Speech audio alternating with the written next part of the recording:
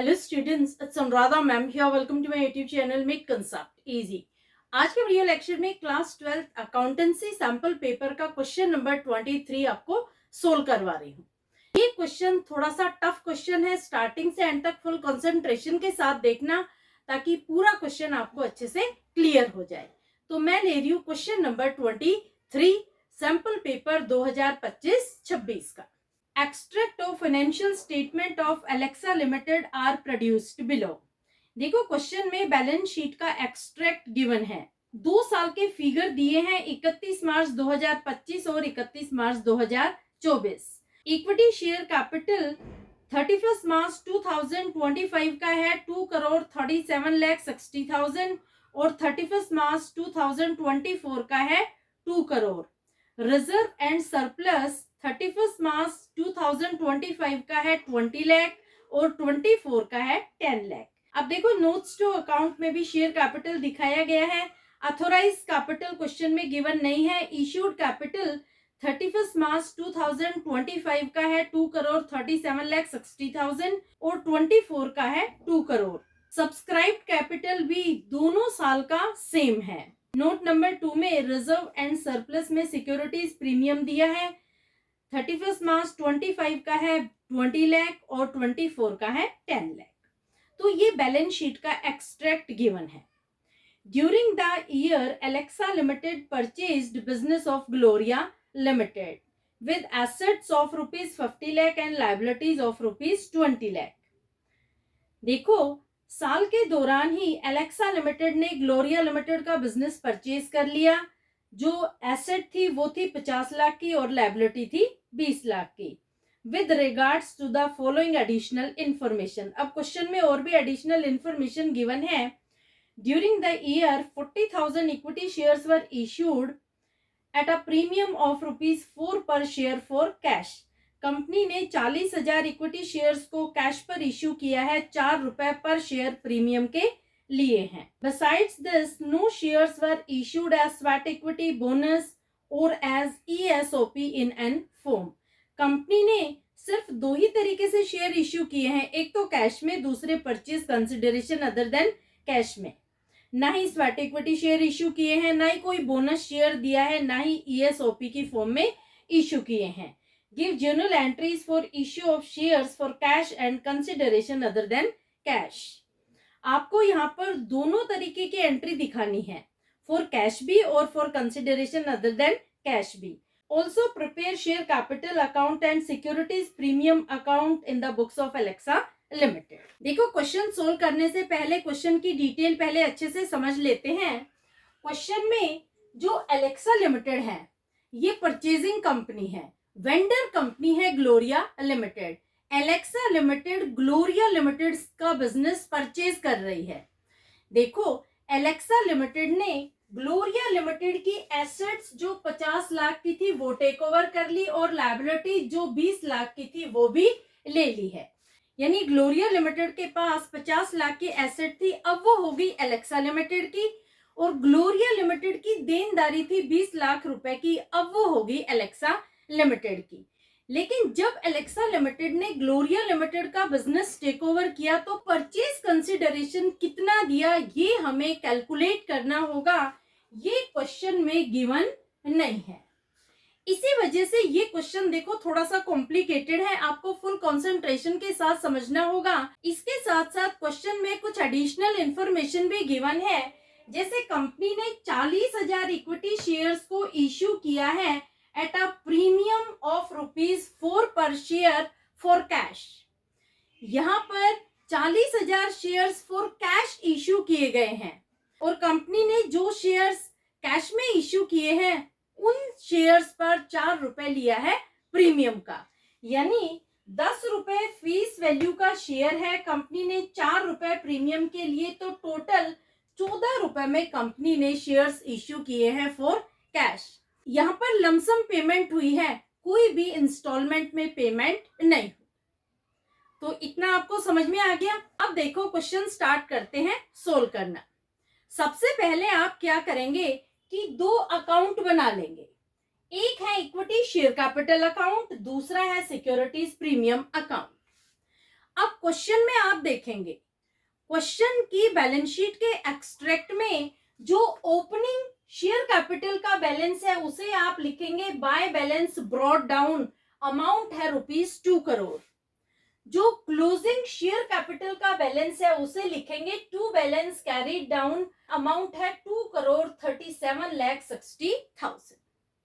ये जो बैलेंस है ये 31 मार्च 2024 का है और ये बैलेंस है 31 मार्च 2025 का। इस तरीके से आपको शेयर कैपिटल अकाउंट का बैलेंस लिखना है शेयर कैपिटल अकाउंट में, ठीक है। इसी तरह से इसके नीचे दूसरा अकाउंट बनाएंगे सिक्योरिटीज प्रीमियम अकाउंट। उसमें भी आप क्रेडिट साइड लिखेंगे बाय बैलेंस ब्रॉट डाउन।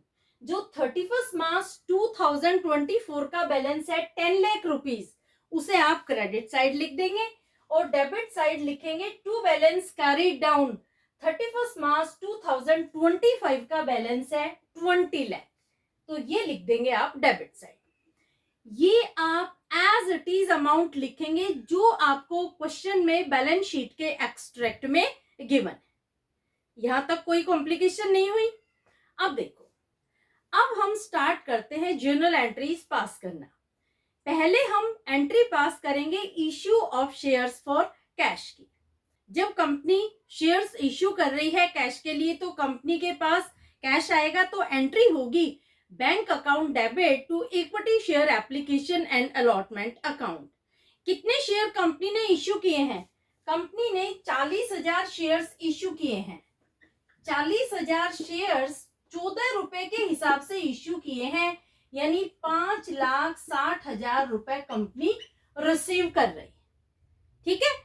तो एंट्री होगी bank account debit to equity share application and allotment account.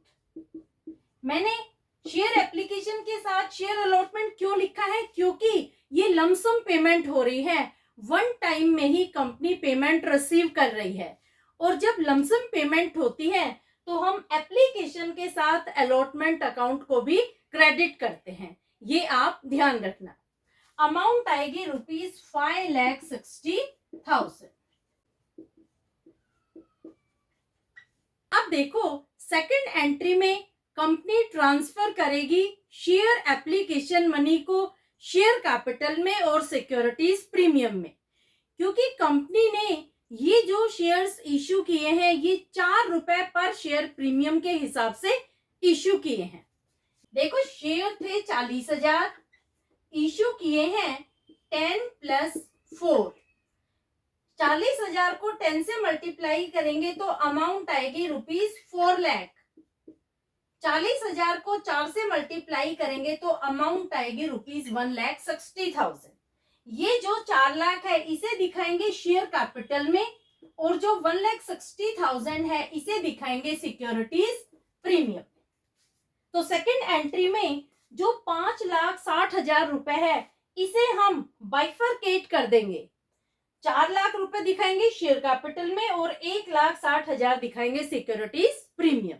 तो एंट्री होगी share application and allotment account debit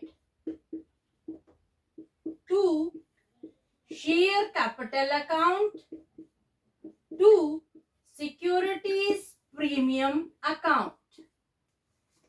share application और अलॉटमेंट में अमाउंट आएगी ₹5,60,000। शेयर कैपिटल में अमाउंट आएगी ₹4 लाख और सिक्योरिटीज प्रीमियम में अमाउंट आएगी ₹1,60,000। अब देखो, सेकंड एंट्री में हमने शेयर कैपिटल अकाउंट को क्रेडिट किया है और सिक्योरिटीज प्रीमियम को भी क्रेडिट किया है। ये दोनों अकाउंट हम प्रिपेयर भी कर रहे हैं। तो अब देखो, ये दोनों जो अकाउंट है इनमें हम क्रेडिट साइड लिखेंगे। क्या लिखेंगे? By share application and allotment account. तो पहले हम लिखते हैं शेयर कैपिटल में by share application and allotment account. Amount कितनी आएगी? अमाउंट आएगी ₹4 लाख।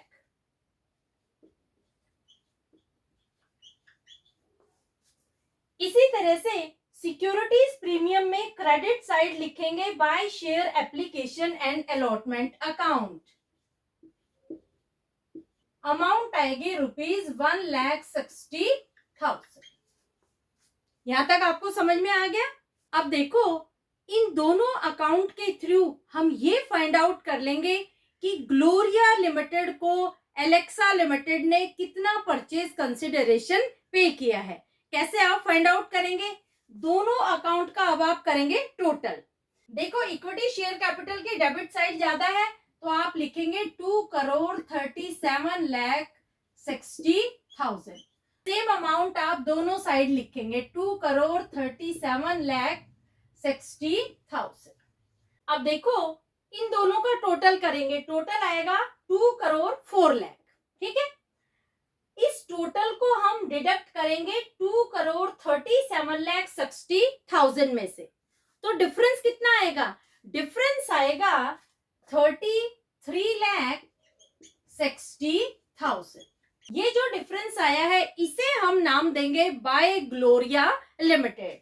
तो यहां हम लिखेंगे बाय ग्लोरिया लिमिटेड। इसी तरह से सिक्योरिटीज प्रीमियम का भी टोटल करेंगे। डेबिट साइड का टोटल ही ज्यादा है तो यहां लिखेंगे ₹20 लाख। यहां भी 20 लाख लिखेंगे। अब देखो, इन दोनों का टोटल करेंगे। 10 लाख में 1,60,000 जोड़ेंगे तो टोटल हो जाएगा 11,60,000। 11,60,000 को डिडक्ट करेंगे 20 लाख में से और डिफरेंस को लिखेंगे बाय ग्लोरिया लिमिटेड। तो यहां लिखेंगे बाय ग्लोरिया लिमिटेड। डिफरेंस आएगा 8,40,000।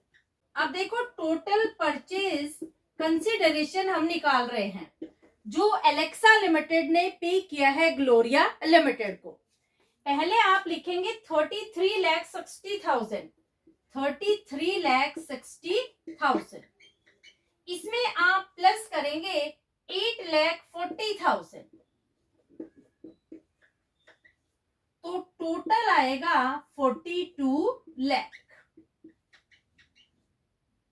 ये जो 42 लाख रुपीस हैं, ये परचेज कंसिडरेशन की अमाउंट है जो एलेक्सा लिमिटेड ने बिजनेस टेक ओवर करते समय ग्लोरिया लिमिटेड को पे की। समझ आ गई? तो इस अमाउंट को आप स्टार कर लो क्योंकि अब हम पास कर रहे हैं परचेज कंसिडरेशन की entry. Sundry assets account debit to sundry liabilities account to Gloria limited account. देखो, जब एलेक्सा लिमिटेड ने ग्लोरिया लिमिटेड का बिजनेस परचेज किया तो सारी की सारी उसके एसेट्स टेक ओवर कर ली। एसेट कितनी है? एसेट है ₹50 लाख की। तो आप एसेट के सामने लिखेंगे ₹50 लाख। लायबिलिटीज कितनी है? लायबिलिटीज है ₹20 लाख। तो लायबिलिटीज को क्रेडिट करेंगे ₹20 लाख से। परचेज कंसिडरेशन हमने कितना निकाला था? परचेज कंसिडरेशन था 42 लाख। तो यहाँ ग्लोरिया लिमिटेड को कंपनी 42 लाख के शेयर्स कर रही है इश्यू। अब देखो, टोटल करते हैं तो क्रेडिट साइड ज्यादा है। क्रेडिट साइड का टोटल है 62 लाख और डेबिट में है 50 लाख। तो जो बैलेंसिंग फिगर की अमाउंट आएगी उसे हम लिखेंगे गुडविल अकाउंट डेबिट। तो यहां हम लिखेंगे गुडविल अकाउंट डेबिट। अमाउंट कितनी आएगी? अमाउंट आएगी ₹12 लाख। तो फर्स्ट एंट्री आपको समझ में आ गई। देखो, अगर क्रेडिट साइड ज्यादा होती है और डेबिट साइड कम होती है तो बैलेंसिंग फिगर को लिखते हैं गुडविल। एक चीज आपको और क्लियर कर देती हूं, अगर डेबिट साइड ज्यादा है और क्रेडिट साइड कम है तो बैलेंसिंग फिगर को हम ट्रांसफर करते हैं क्रेडिट साइड में एज कैपिटल रिजर्व अकाउंट। ये भी आप ध्यान रखना, ठीक है। अब हम पास करते हैं second entry. Gloria limited account debit to equity share capital account to securities premium account. Gloria limited को कितना परचेज कंसिडरेशन दिया है? 42 लाख। तो 42 लाख आप लिखेंगे डेबिट साइड। अब कितना इक्विटी शेयर कैपिटल है और कितना सिक्योरिटीज प्रीमियम, ये दोनों ही अमाउंट आप इन दोनों अकाउंट से इजीली लिख लेंगे। देखो इक्विटी शेयर कैपिटल है 33,60,000, ये है इक्विटी शेयर कैपिटल, और सिक्योरिटीज प्रीमियम है 8,40,000। दोनों का टोटल करेंगे तो अमाउंट आएगी ₹42 लाख। ये क्वेश्चन थोड़ा सा कॉम्प्लिकेटेड है क्योंकि इसमें बैलेंस शीट के एक्सट्रैक्ट में से ही आपको परचेज कंसिडरेशन फाइंड आउट करना होगा। मैंने आपको इजीएस्ट मैनर में समझाने की कोशिश की है ताकि आपको किसी तरह की कोई कॉम्प्लिकेशन ना आए।